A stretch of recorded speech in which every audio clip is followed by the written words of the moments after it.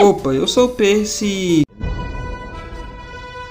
É uma daquelas séries que crescem devagar e do nada todo mundo começa a falar dela ao mesmo tempo. Pode ter sido a terceira temporada, pode ter sido o algoritmo acertando finalmente, ou talvez só tenha chegado um momento que não dava mais pra tratar Invencível como aquele desenho legal da Amazon. Em algum ponto ela virou referência. E eu falo isso como alguém que acompanha desde a primeira temporada. Dá pra sentir a mudança, mais gente comentando, mais vídeos, mais memes, mais cortes circulando. E não exagero, Invencível merece esse destaque. Mas para entender por que essa série funciona tão bem, a gente precisa voltar um pouco.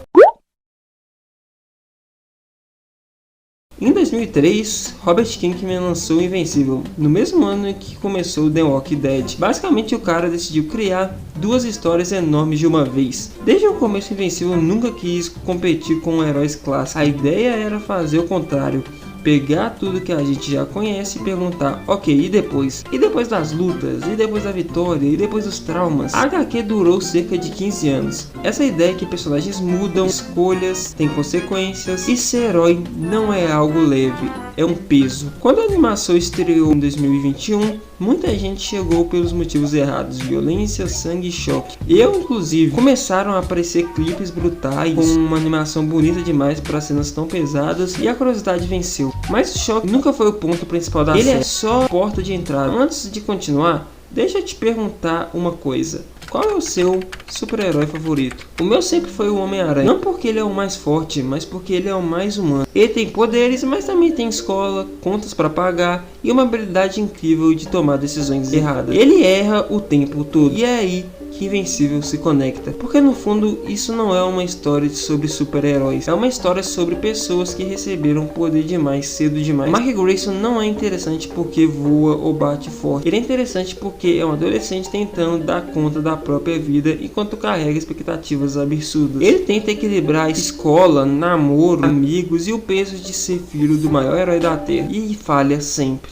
E a série nunca trata isso como algo menor. Mesmo quando a primeira temporada ainda parece seguir o formato de vilão da semana, as lutas não são foco. Os vilões estão ali, eles aparecem, mas não são o centro da história. O foco é o Mark tentando descobrir quem ele quer ser, não quem ele consegue vencer. No episódio 1 muda tudo. Até os minutos finais tudo parece normal, pai perfeito, vilões simples, mundo previsível, genérico. Então o Omni-Man mata os Guardiões Globais. Não mata, ele massacra. E esse momento não existe só pra chocar, ele muda completamente a série. E é quando Invencível olha pra você. Você achou que sabia onde isso ia dar? Não, não sabia. E a partir dali a tensão nunca some. A gente sabe o que o Nolan fez e os personagens não. A série deixa de ser só uma origem e vira algo bem mais desconfortável. Como conviver com alguém que você ama sabendo que ela pode ser um monstro? E aí que os personagens brilham. O Mark é humano até demais, ele luta bem, mas lida mal com sentimentos.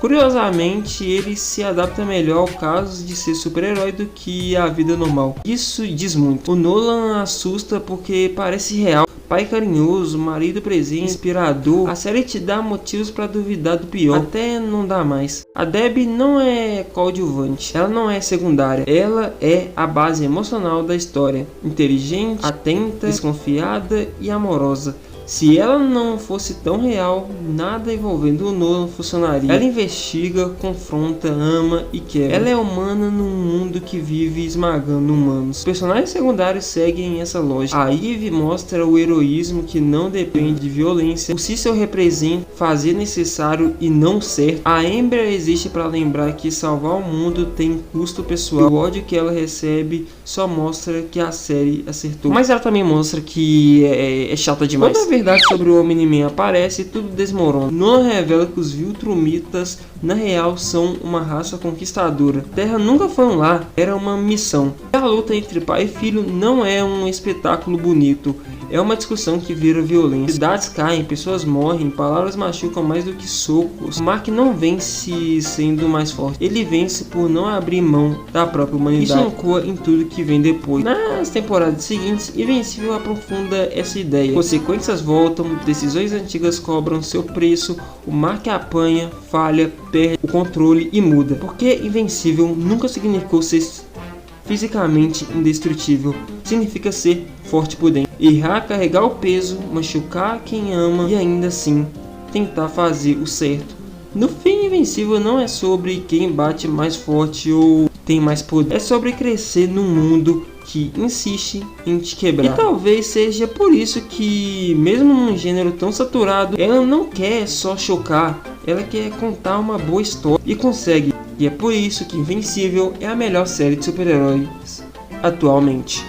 O que vai sobrar pra você depois de 500 anos?